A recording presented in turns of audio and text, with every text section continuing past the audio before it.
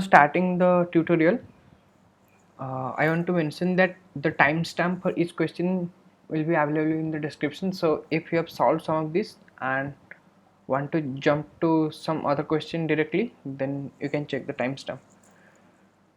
And the way I'm going to make these videos is I'm going to talk about state of DP and transition from one state to another, and if also base cases, and then I'd like you to implement it yourself after understanding how to solve this question. But if you still aren't able to implement it yourself, then obviously my solutions will be linked down below in the description. So let's start with the first question. Frog 1. There are n stones numbered 1 to n. The height of stone I is hi. There is a frog who is initially on stone 1. He will repeat the following action some number of times to reach the stone n. So you have n stones. The frog initially is at stone 1, and from stone I the frog can jump either to I plus 1 or to stone I plus 2, and the cost of jumping will be absolute value of hi minus hj. So you have to find the minimum possible total cost before the frog reaches stone n. Okay, so let's see. You have n stones. Okay, something n. Initially our frog is at stone 1, and from stone I you can either jump to I plus 1 or you can jump to I plus 2, but in both these jumps you have to pay some value. So if you jump from I to I plus 1, then the amount you have to pay is absolute value of h of I minus h of I plus 1, basically the positive difference between two indexes. And similarly, if you jump from I to I plus 2, you have to pay absolute value of hi minus hi plus 2. So how to, also you have to find what is the minimum cost that you have to pay when the frog reaches this stone, reaches the nth stone. So the state of DP, if you think about it, the state of DP is very clear for this type of question. So you are jumping from I to I plus 1 or I to I plus 2. So it's like you are increasing your position from I to either I plus 1 or I plus 2. So basically it's like it's like building up a solution. So let's say if I tell you, when you think about state of DP, you can think like that. If I am at DPI, let's say my DPI represents minimum cost to reach ith stone. Okay, minimum cost to reach ith stone. So how can you reach at ith stone? Either you jumped from I minus 1 to I, or you jumped from I minus 2 to I. So if you jumped from I minus 1 to I, then what cost you would have paid? You would have paid hi minus hi minus 1. That much value you have to pay extra. Plus initially when you would be at I minus 1, you would have already paid some value. Okay, that is the initial amount you have paid to reach I minus 1. Then you made a jump from I minus 1 to I, so you have to pay this much extra value, absolute value of hi minus hi minus 1. Similarly, if you are at I minus 2 earlier and jumped from I minus 2 to I, so you would have already paid dp I minus 2 to reach the I minus 2th position. Then you have to pay extra h of I minus h of I minus 2 to reach here. So if I ask you how can I know that what is the minimum cost to reach ith stone, that is DPI, then you can say, okay, I have two possibilities right now. I can either jump from I minus 1 or I can jump from I minus 2, right? So what you are going to do, you are going to take minimum of these two values, and that would be your DP of I. So this is your transition will be DPI equals to minimum of these two, that would be your transition. Now talking about base case. So in base case, what you can see is that initially when you are at position 1, initially frog is at position 1, so initially the frog didn't have to pay any price, right? So your dp1 is 0 initially, because frog is initially at position stone 1. And for dp2, you can see that there is no 0th place to choose from, right? There is only one way you can reach 2, and that is jumping from 1. So dp2 will be absolute value of ra2 minus ra1. Then from value 3 to n, you can use this transition. dpi would be minimum of absolute of either jump from I minus 1 or jump from I minus 2. Now you can go and implement it yourself, or if you still can't, then the implementation, my solution would be linked down below. Now let's jump to question B, which is very similar to this question. We'll see. Okay, so the question B is frog 2. In frog 2, similarly there are n number of stones, height of I stone is hi, but in the previous question, from I you could jump to only I, from I you could jump to either I plus 1 or I plus 2, but now you are given another extra variable k, and what you can do, you can jump from I to I plus 1, I plus 2 till I plus k. You can jump from I to any of these places. So okay, so in this question, if I say my k here is 3, then when I am at position 1, initially for the question A, when I was at position 1, I could only jump to either 2 or to 3, but here when I am at position 1, I can jump to I plus 1, I plus 2 up to I plus k. That means if I am at position 1, I can jump to 2, I can jump to 3, I can jump to 4. Similarly, if I am at position 2, I can jump to 3, I can jump to 4, and I can jump to 5. And and the question requires you to tell the minimum cost to reach n, minimum cost for the frog to reach n. So let's see how we are going to do this.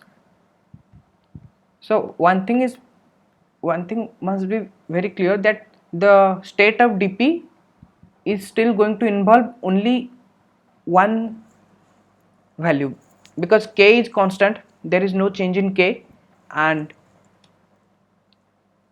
in the previous question, we were building up the solution for I, we are building up solution from either I minus 1 or I minus 2, but now for I, how can you reach I? You can, let's say, let's take the value of k equals to 3, let's take this is 3, 4, 5.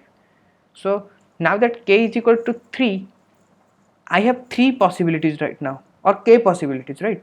So if I want to know what is the minimum cost at reaching at 5, so I have 3 possibilities to jump from. Either I would jump from 2, or I would jump from 3, or I would jump from 4. Similarly, if my k was 4, then I would have another more possibility that I could have jumped from 1.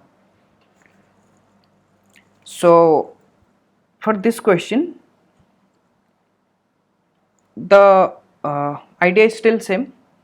Your dp1 is still going to be 0, because initially the frog is 0. Now what you are going to do is that in the previous question we are going to consider 2 possibilities, but now we are going to consider k possibilities. So what we are going to do, for j in range, so this is pseudocode, j in range 1 to k,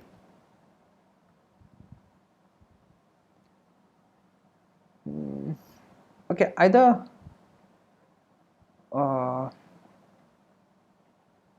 okay, so one thing you can do, rather than building up this for ith position rather than building up the solution from backwards. When you are at ith position itself, you can update the value of these positions, I plus 1 to I plus k position. That would be same as going building the solution from backwards for a index I, or it doesn't matter. So what I'm trying to say is, in the previous question, for index I we build the solution of from I minus 1 to I minus 2. Here you can either build the solution from I minus k to I minus 1, but if you do this, this will also work, but you have to add some extra checkpoints to know that I minus k doesn't go below 0. So I mean, if you are at ith position, then you can update the value of in cost for I plus 1th position to I plus kth position. Also again, this will also involve some checkpoints, like my I plus k doesn't go beyond n, right? So when you are uh, at 1th position, your cost is 0. Initialize all your dp values at infinity, because that would initialize, this is what we are going to compare, right? And this value is going to reduce eventually it will keep reducing, right? So when you are at ith position, what we are going to do, we are going to check for j in range 1 to k. If my I plus j doesn't go beyond n, right, doesn't go beyond n, then the minimum cost to reach that place, that if I take a jump of length j from ith stone, then the minimum cost would be minimum of already available cost at that point, and minimum of dpi plus absolute of, you jumped from I to I plus j, right? So h I plus j minus h I. This is how we are going to build up our solution, and at the end you are just going to return your dpn. Okay, so try implementing it now, or my solution is linked in the description. Now let's jump to question C.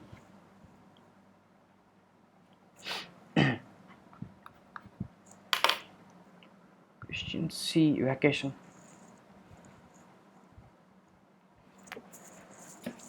Okay, so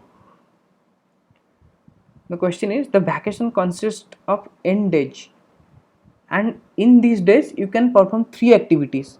You can either swim in the sea, and for each activity you gain some points of happiness. So if you swim in the sea, then you gain AI points of happiness. If you and these points of happiness vary for each day. So for ith day, if you swim in the sea, then you will gain AI points. If you catch bugs in the mountain, then you will gain BI points. Catching bugs in the mountain should not give you points of happiness, but we can't do anything because it's written in the question. And if you do homework at home, you would gain CI points of happiness on ith day. And the question asks you to gain maximum total points of happiness, but there is some constraint that he cannot do same activities for 2 or more consecutive days. That means if I caught bugs in the mountains in the previous day, then I can't do the activity today itself. Similarly, if I swam in the sea yesterday, then I can't do it today. And similarly, if I did homework at home yesterday, then I can do it today. And at the end, you have to find maximum total points of happiness. Okay. Let's talk about state of dp. Now here, as okay, so think about it, what possible things that your dp state should include. Okay, first of all, now that we have a constraint that we can't do the activity for 2 or more consecutive days, That means somehow we need to check what activity did we perform on a previous day, right? And we have 3 activities, so my dp state at least include 3 variables. That one would be catch for activity A, which is swimming in the sea, then for activity B, which was catching bugs, and for activity C, which was doing the homework. Now, how to build up the transition from now? Let's see if we can build up the transition from these 3 states, then we don't need any more state variables, right? So now think, if I tell you that on the previous day I performed the action A, then yesterday, let's say yesterday I performed the action N, and so in the current day I can't choose the action A itself because that would be against the constraint. So today I have only 2 ways to gain points. Either I perform action B and gain BI point, or I perform action C and gain CI point. Similarly, if I would have performed action B in the previous day, then I would have only 2 possibilities. Either I have to perform A and gain AI points, or perform C and gain CI points. Same goes for C. If you would have performed C yesterday, then you would have possibility only to perform either task A and gain AI points, and or task B and gain BI points. Now, since our goal is to find maximum happiness, what you can do is, you can say what would be the answer. If I would have performed, I would have on the yesterday I had 3 possibilities, right? Either I had done A or B or C. So if I had done A, if I knew the maximum happiness that until yesterday, with yesterday ending at activity A, then I would take that value because that value is fixed. Yesterday I did the work A, and I would take what is the maximum between these 2 values. Similarly, if yesterday I would have performed action B, then I would have known what is the happiness I would have gained till yesterday. Now I have 2 options to choose from, which one of these is going to give me maximum value. Similarly, for activity C, I have to choose from 2 values, BI and AI. And from these 3 possibilities, which one is going to give me maximum value, I am going to choose that one, right? So my final answer would be maximum of these 3 ones, these 3 values, maximum these 3 values, right? So now that we know, let's say my dp state I, j and k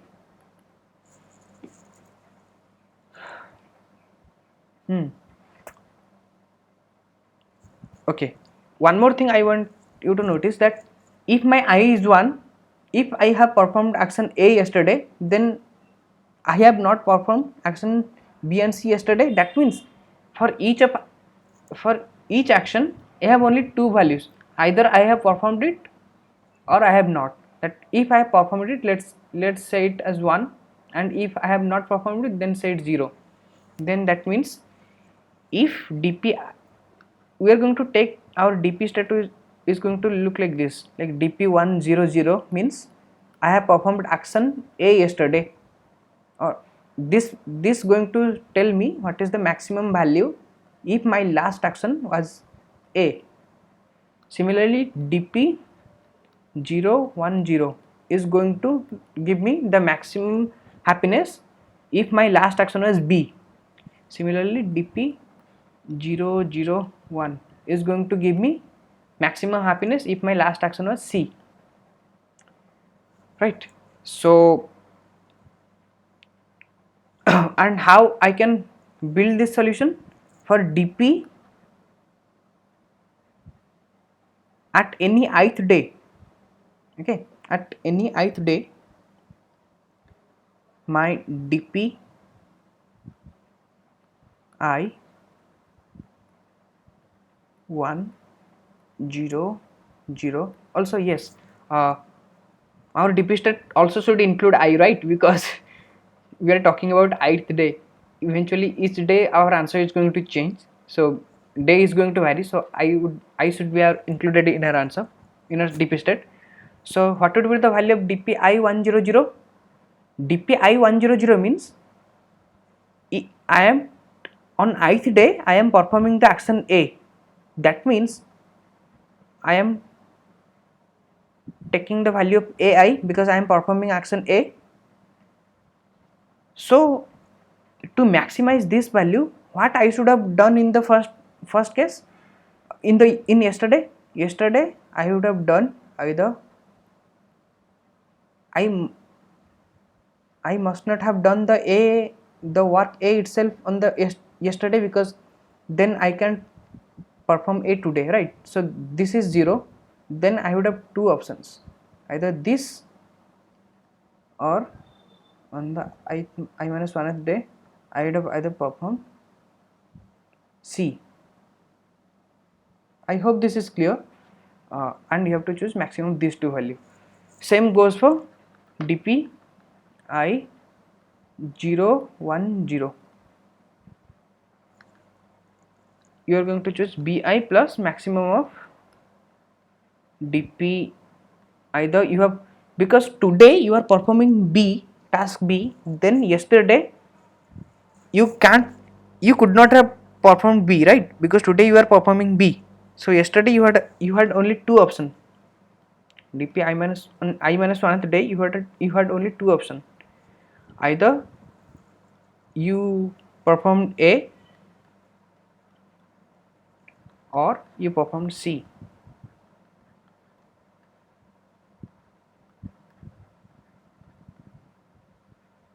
And you are going to take maximum these two, and at the end what is going to be your answer? Your answer is going to be maximum of dpn 100, dpn 010, or dpn 001, because at the end of nth day, which of these possibilities is going to give me the maximum answer, I am going to choose that course of events. So this is this solution is going to work, but if you notice one thing, then you can see that to calculate dpi for any state, for any of these states, to calculate dpi you are going to need only three values, right? So you can optimize space to keep track of only previous three values. You can try it on your own, or the space optimized solution is also going to be linked down below. I hope this is clear, and if it's not clear then you can ask me in the comment section. Now let's go to question number D. Question number D is knapsack 1. Knapsack 1 is very classic question. I think most of you can do it, but if you okay, so just let's do it. So question is, you have n items, each item has some weight and some value, and you have a knapsack, means you have think of it as a bag. You have a bag that can carry items of capacity maximum capital W, and you want to take some of these items, so that these items, some of the weights of this item is going to be less than maximum capital W, and these items should give you maximum value, total maximum value, right? So okay, let's take one example. Here in this example you have three items. For item 1 weight is 3 and value is 30. For item 2 weight is 4 and value is 50. For item 3 weight is 5 and value is 60. and the weight of capacity that your bag can carry is 8. So the maximum value that you can get by putting some of those items into your bag is 90. How? You are going to pick first item and you are going to pick the third item. That is going to give you the maximum value. You can try other possible combinations, but this one is going to be the optimal answer. So how to solve this question? Now these type of questions are you can call them binary DPs, because as binary or 0 or 1 you have two choices, right? So let's see. So let's call it knapsack.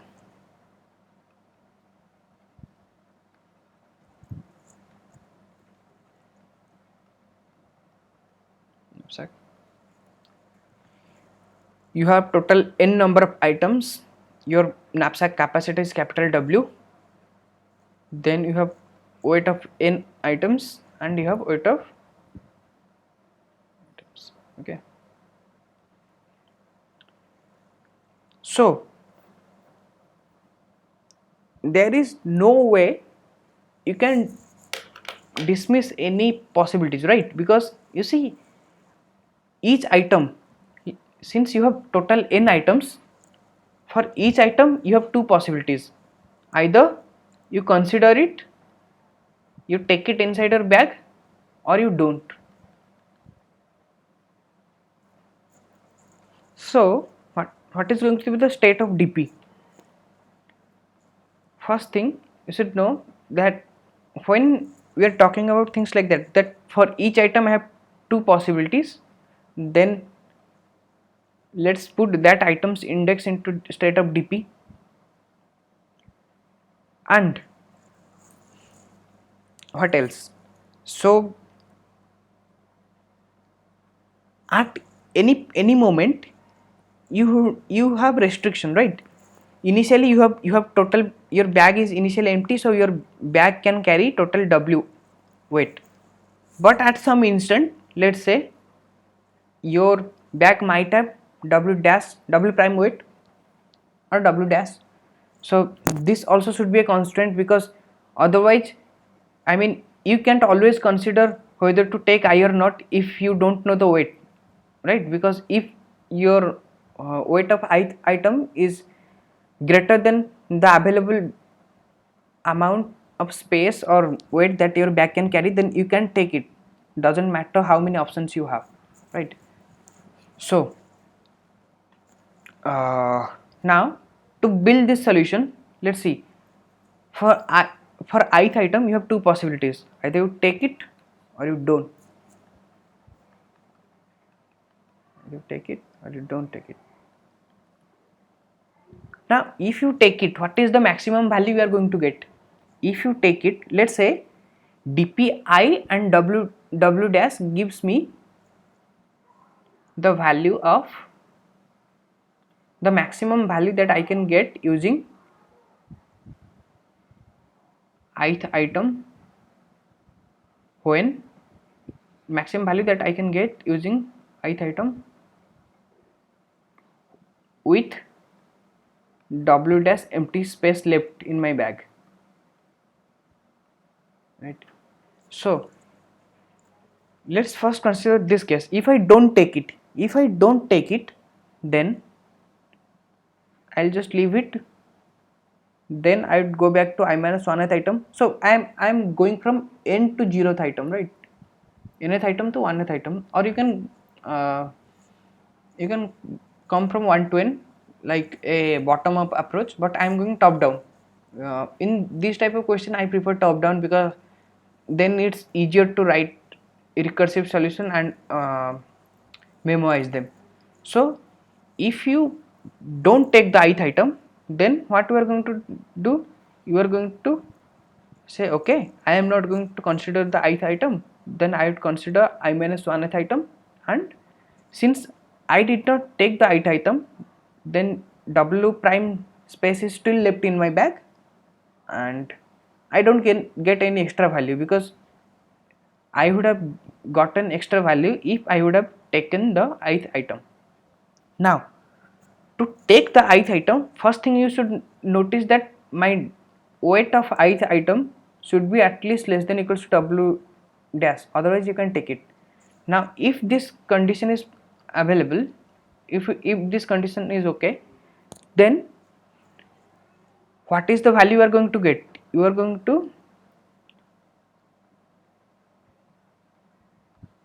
first you are going to get the value of that ith item vi plus, then you have I minus 1th item left, and your weight is reduced to weight minus w of I, because you took ith item. So your ith item, so weight was reduced finally from the total weight of the bag, and you added the value.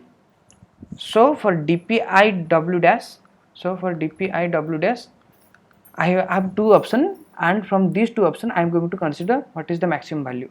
I am going to consider dpi minus 1 w dash minus wi plus value of that ith item, or I just simply ignore the ith item. So these are the two values I am going to consider. Now building this recurrence was easy. Now what is the base case?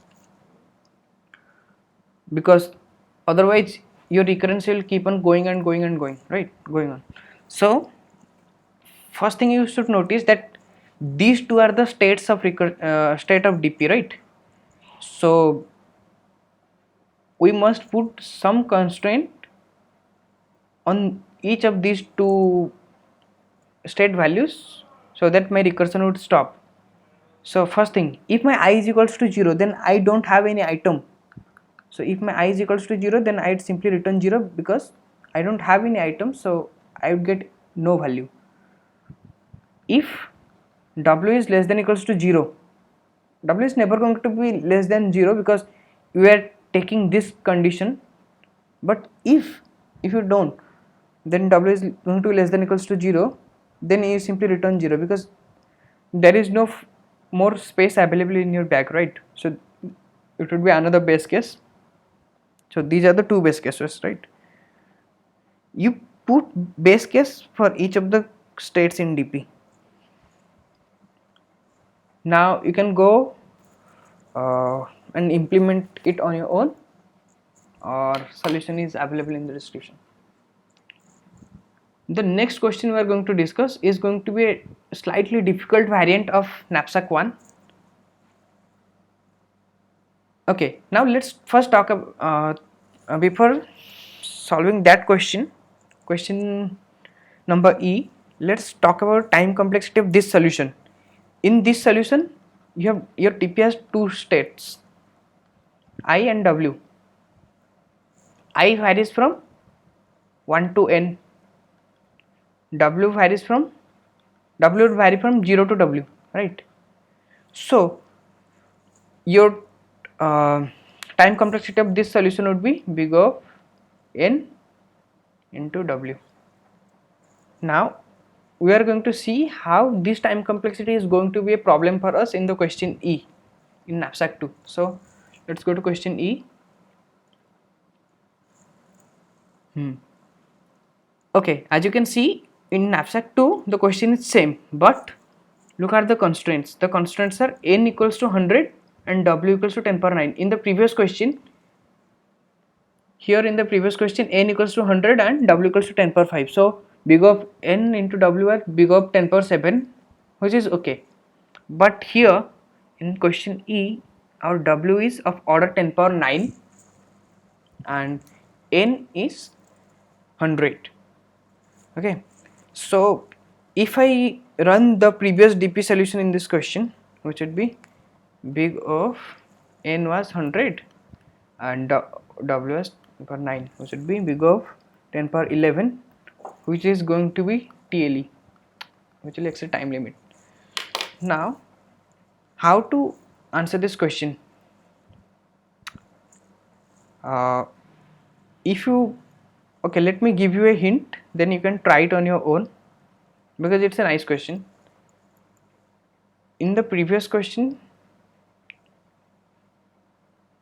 your value of each item could be of order 10 power 9, but here in question E, our value of any item, any ith item is going to be of order 10 power 3.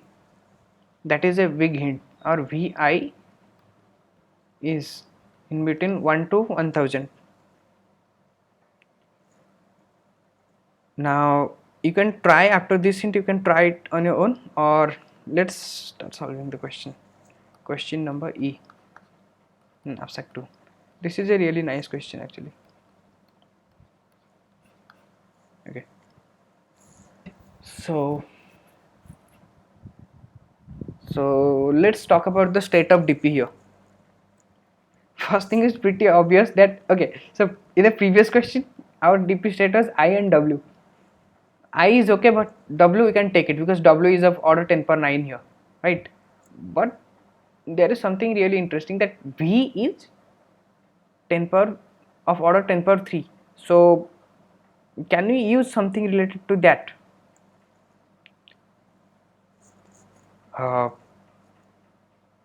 Let's see. If so, maximum value any item that can give you is 10 power 3, and how many maximum items you can have? You can have maximum 100 items, right?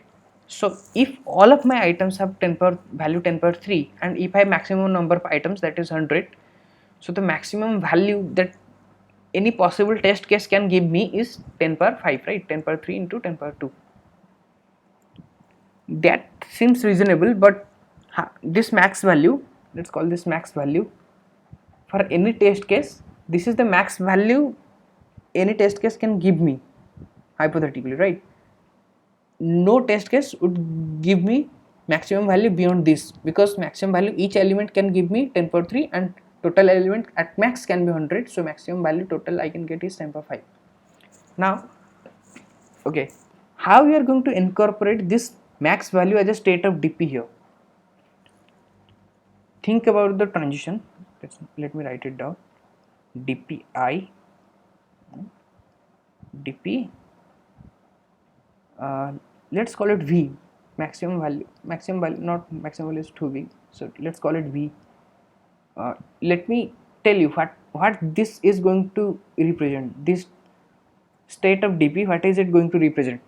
This state of DP is going to represent what is the minimum weight. What is the minimum weight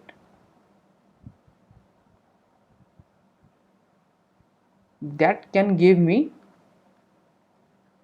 value V when I have considered items from index 1 to I, 1 to I only, included, both of them included. Okay, so I mean you have 1, 2, 3, 4 I n, right? So my DPIV is a state that going to tell me, okay, what is the minimum. You are going to consider only first I elements, I items, and you are going to get the value V. So if you are going to get the value V using the first I items only, in what minimum weight you can do it? The reason we are not talking about the maximum weight but minimum weight is because maximum weight, considering maximum weight is not going to give us any benefits, right? As long as it's minimum weight, there are chance that we can add some extra elements to it when building up the solution. But if you consider maximum weight, then it might be possible that for that particular maximum weight, let's say for value V and using the first I elements, there are two possible weights that you can get. One was W1 and another was W2. Let's say W1 was greater than W2. So when you are building up the solution, we are going to look how we are going to build up the solution, but just forget about how to build up the solution. Just think that you know how to build up the solution. Now when you are building up the solution, W1 is not going to benefit us much, because it might be possible that by adding some extra weight you can get some more values, but that addition is not allowed, because W1, if you add that some random weight W dash, then that is going to increase beyond our maximum knapsack capacity, which you don't want, right? But it might be possible, since W2 is the minimum of all, so it can be possible that adding some extra weight which is going to give us some more value, we are still not going beyond the knapsack capacity. I hope you understand this point, that why we are considering the minimum weight, that given value V and first I elements I can get. Why I am not considering the maximum weight? Because greedily maximum weight is not going to benefit us at all, because when you are considering the maximum weight, you are discarding some of the possibility of adding some possible weights which could have given you more value. Okay, so now I hope that's clear. Now let's think about the transition dpiv. Okay, so similarly, as the previous question, the knapsack 1, when you are at ith position, dpi, remember the dpiv represents the weight, the minimum weight. Okay, so you might be thinking right now that why we are considering the weight, because our question asks us to give us the maximum possible sum of the values, right? So we need to return the maximum possible sum of values. So why we are considering weight now? Because if we know the value of dpn for all possible v from 1 to max value, then whichever weight is going, let's say we know that v, this value of v can go from 1 to 10 power 5, right? That is the maximum value that you can ever get. So if you know how much weight this requires, this using first n items for each possible values, how much weight does it carry? If that weight is less than our knapsack capacity, that means taking that value v is possible, right? So you can, if you can build up this dp table, you can initialize your answer as 0, then you can check for all value of v for all from 1 to max value, if my dpnv is less than knapsack capacity, then you can update your result as result equals to maximum of result and v, and at the end you can return res, right? So I hope this is also clear. Now let's talk about the transition. So first thing is pretty obvious. Similarly, as similarly in knapsack 1, you have either you take the item or you don't take it. So if you don't take it, then simply dpiv is simply going to be dpi minus 1 v, because you didn't take the item. So your no change in your value and no change in your weight, but you just discarded one item, right? But if you would have decided to take an item, that means you have to add its weight wi plus, then you would have to check what is the value I minus, considering I minus, first I minus, because you took the ith element here, so you added that's weight of the ith element, then you would check for what is the minimum weight considering first I minus 1 element and v minus value of this ith element, because when you would have taken ith element, value of ith element would have been added, this would have turned to v, Similarly, I minus 1 would have turned to I when you would have considered the ith element, right? So for dpiv, you have two transitions. Either you don't take the element, then you just simply look back and see, okay, if I don't consider the element, then and I still have the value b because my value is not changing. So let's see if what is the minimum weight I could have gotten considering the first I minus 1th elements, because I am not considering the ith element. But if you are taking the ith element, then you are looking, okay, I am taking the ith element, so my ith element's weight is going to be added. Also, my value of ith element would also have been added in this v, and I am going to consider previous I minus 1 elements, right? So I hope this transition is clear. Now, what is the base case here?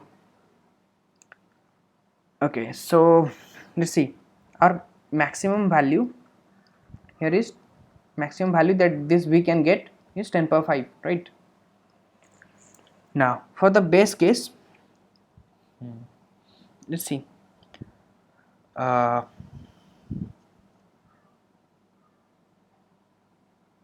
just consider the first element. Okay, for base cases, just consider the first element.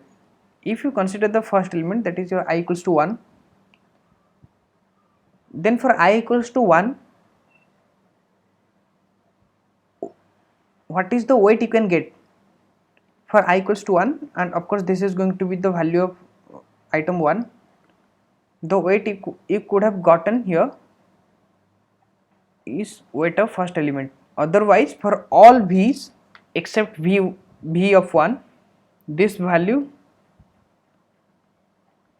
for rest v, this value is going to be infinity, because you don't, if you are considering only one element, then that one element is going to give you only this weight, right?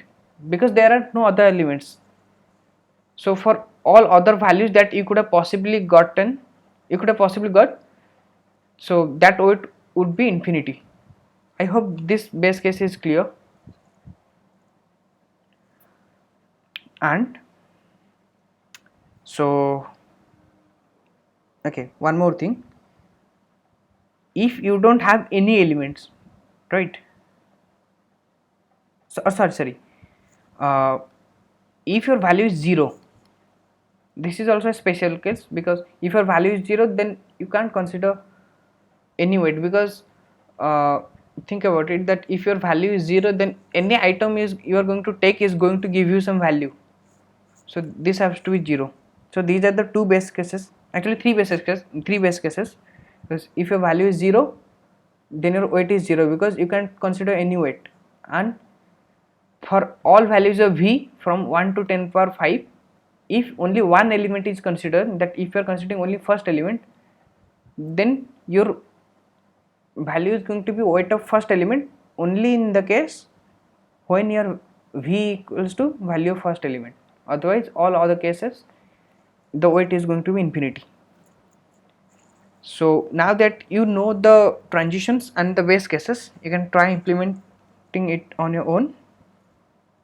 And after you build up the DP table, you have to iterate from 1 to max value and check if my DP n and v is less than knapsack weight capacity, then you are going to update your maximum value, race equals to maximum race and v, and at the end you are going to return race.